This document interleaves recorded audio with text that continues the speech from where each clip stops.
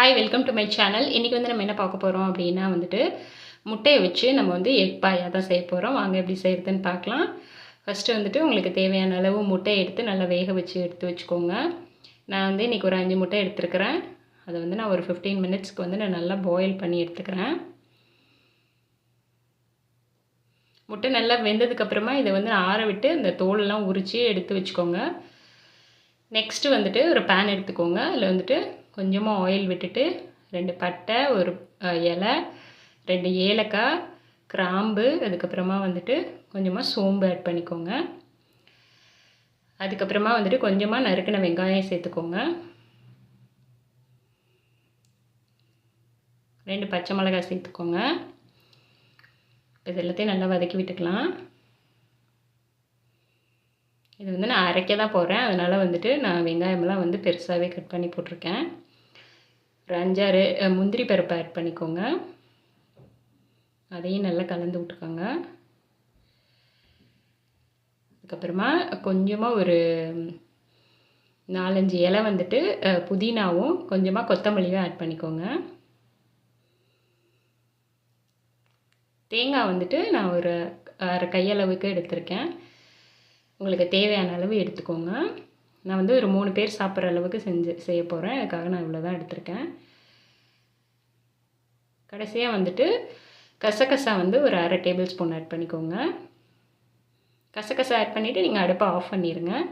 Of பண்ணிவிட்டு இதை நல்லா கூல் பண்ணி ஆற விட்டு நீங்கள் வந்துட்டு மிக்ஸி ஜாருக்கு மாற்றி தண்ணி விட்டு நல்லா அரைச்சி ஃபைன் பேஸ்ட்டாக இதை வந்து நம்ம எடுத்து வச்சுக்கலாம்.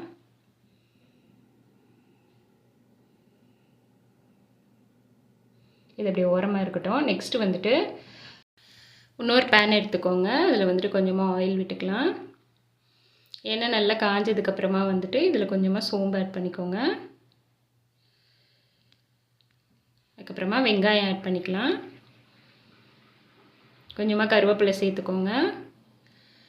எல்லாத்தையும் நல்லா வதக்கி விட்டுக்கோங்க.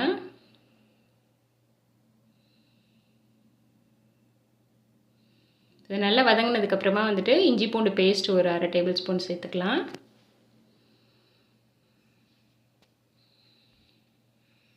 இந்த பச்சை ஸ்மெல்லாம் போகிற வரைக்கும் நல்லா வதக்கி விட்டுக்கோங்க. இப்போ வந்துட்டு நான் ஒரு 1/2 டேபிள் ஸ்பூன் வந்துட்டு மல்லித்தூள் ஆட் பண்ணுறேன். இது வந்து நம்ம பாயா தான் செய்கிறோம். ஸோ அதனால் வந்துட்டு ஆல்ரெடி நான் பச்சை மிளகாய் வந்து அரைக்கிறதுலேயே சேர்த்து அரைச்சிட்டேன். ஸோ நம்ம காரத்துக்கு வந்து பச்சை மிளகாய் தான் சேர்க்குறோம். அதனால் வந்துட்டு நீங்கள் கொஞ்சமாக மல்லித்தூள் சேர்த்துக்கோங்க, 1/2 டேபிள் ஸ்பூன். அதுக்கப்புறமா நம்ம அரைச்சி வச்ச அந்த பேஸ்ட்டை வந்து அதில் சேர்த்துக்கலாம். இது சேர்த்த உடனே உங்களுக்கு டக்குன்னு கெட்டியாகிற மாதிரி ஆயிரும். உங்களுக்கு தண்ணி எவ்வளோ வேணுமோ அதுக்கேற்ற மாதிரி ஆட் பண்ணிக்கோங்க. ரொம்ப தண்ணியாக இருந்தால் நல்லா இருக்காது. அதனால் வந்துட்டு தண்ணி வந்து நீங்கள் கம்மியாகவே ஆட் பண்ணிக்கோங்க. நான் தேவையான அளவு தண்ணி ஆட் பண்ணிட்டேன். அதுக்கப்புறமா இதுக்கு தேவையான உப்பையும் சேர்த்துக்கோங்க. இதெல்லாம் நல்லா கலந்து விட்டுட்டு இதை ஒரு 5 மினிட்ஸ்க்கு நல்லா கொதிக்க விட்டுக்கலாம். இது நல்லா கொதிச்சதுக்கப்புறமா வந்துட்டு நீங்கள் வந்து வேக வச்ச அந்த முட்டை இருந்துச்சுல, அதை 2 கட் பண்ணிவிட்டு இதில் வந்து குழம்புல ஆட் பண்ணிடலாம். இப்போ நான் வந்து எல்லா முட்டையுமே வந்து 2 கட் பண்ணிவிட்டு ஆட் பண்ணிட்டேன். இப்போ வந்து உடனே கிளறி விட்றாதீங்க. கொஞ்சம் ஒரு 5 நிமிஷம் வந்து நல்லா ஒரு கொதிக்க விட்டுட்டு கடைசியாக மெதுவாக நம்ம வந்துட்டு ஸ்லோவாக வந்துட்டு நம்ம குழம்ப வந்து எடுக்கணும். ரொம்ப போட்டு மிக்ஸ் பண்ணிடக்கூடாது. ஸோ இப்போ வந்து அடுப்பை ஆஃப் பண்ணதுக்கப்புறமா நம்ம வந்துட்டு கொத்தமல்லியை வந்து ஆட் பண்ணிக்கலாம். ஸோ அவ்வளோதாங்க, நம்மளுடைய முட்டை பாயா வந்து ரெடி ஆகிடுச்சு. ரொம்ப ஈஸியாக சிம்பிளாக பண்ணிடலாம்.